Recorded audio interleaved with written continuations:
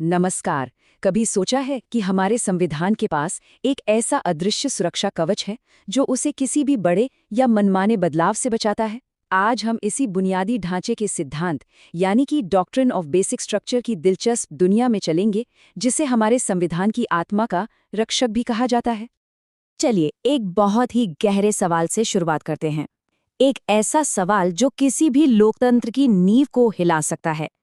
क्या एक चुनी हुई सरकार, जिसे लोगों ने ही ताकत दी हो, उसी ताकत का इस्तेमाल करके लोकतंत्र की पूरी इमारत को ही गिरा सकती है? ये आप कह सकते हैं दुनिया भर के लोकतंत्रों के लिए एक बहुत बड़ी पहेली रही है। और ये सिर्फ कोई किताबी सवाल नहीं है। जब संसद के पास संविधान को बदलने की शक्ति होती है, तो ये सवाल उठना लाजमी है कि इस शक्ति की कोई सीमा है भी या नहीं। क्या ये शक्ति अनलिमिटेड है? तो इसी बड़ी दुविधा और सवाल के बीच भारत के सुप्रीम कोर्ट ने एक ऐसा रास्ता निकाला जिसने न सिर्फ इस सवाल का जवाब दिया, बल्कि भारतीय कानून के इतिहास को हमेशा हमेशा के लिए बदल कर रख दिया। तो आखिर ये बुनियादी ढांचे का सिद्धांत है क्या? सोचिए, एक ऐसा नियम जो संविधान की रक्षा करता है, लेकिन वो खुद संविधान में लिखा ही नहीं है। जी हाँ, ये सिद्धांत आपको संविधान की किताब में कहीं नहीं मिलेगा। ये हमारी न्यायपालिका का एक इनोवेशन है जो कहता है कि संसद संविधान में बदलाव जरूर कर सकती है, लेकिन उसकी नींव को, उसकी बुनियाद को नहीं हिला सकती। अब देखिए, ये आइडिया कोई रातों रात नहीं आया। इसकी जड़ें काफी गहरी हैं।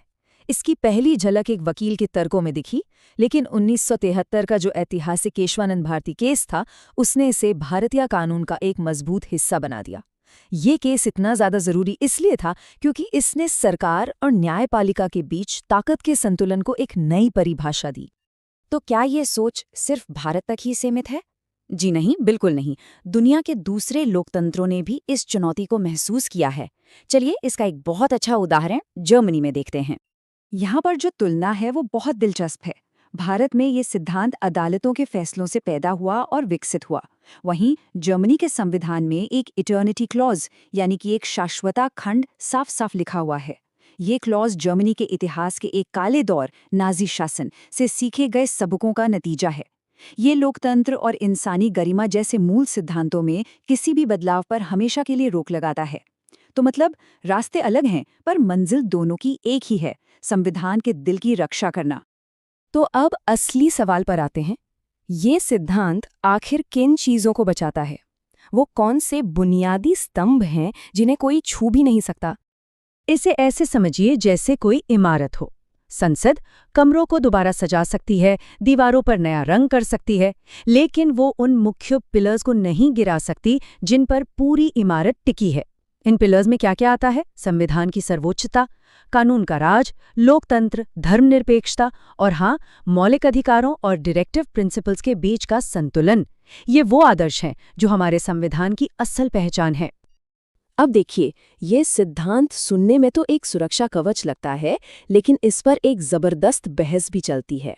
क्या ये वाकई संविधान का रक्षक है या फिर ये न्यायपालिका को जरूरत से ज्यादा ताकत दे देता है? तो इस बहस के दोनों पक्ष क्या हैं? एक तरफ जो लोग इसके पक्ष में हैं, उनका कहना है कि ये सिद्धांत तानाशाही को रोकता है और संविधान के मूल मूल्यों की रक्षा करता है। लेकिन दूसरी तरफ जो इसकी आलोचना करते हैं, वो कहते हैं कि बुनियादी ढांचे की कोई साफ परिभाषा तो है नहीं। इससे न्यायपालिका के हाथ में बहुत ज्यादा शक्ति आ जाती है और ये संसद के काम में दखलंदाजी जैसा हो सकता है। तो कुल मिलाकर ये सिद्धांत एक बहुत ही नाजुक संतुलन बनाने का काम करता है और ये भारतीय लोकतंत्र की कहानी का एक बहुत ही जरूरी हिस्सा है। बुनियादी ढांचे का सिद्धांत सिर्फ एक कानूनी नियम नहीं है, ये एक सोच है, एक दर्शन है। ये इस बात की गारंटी देता है कि सरकारें आएंगी जाएंगी, लेकिन संविधान की जो आत्मा है वो हमेशा सुरक्षित रहेगी। ये बदलाव की जरूरत और स्थिरता के बीच एक पुल की तरह काम करता है। और ये सारी बातचीत हमें एक बहुत बड़े सवाल पर लाकर छोड़ देती है। तरक्की की राह पर चलते हुए कोई भी देश बदलाव और अपनी विरासत को सहेजने के बीच वो सही संतुलन आखिर कैसे बना सकता है? ये एक ऐसा सवाल है जिसका जवाब शायद हर पीढ़ी को अपने लिए खुद ही तलाशना पड़ता है।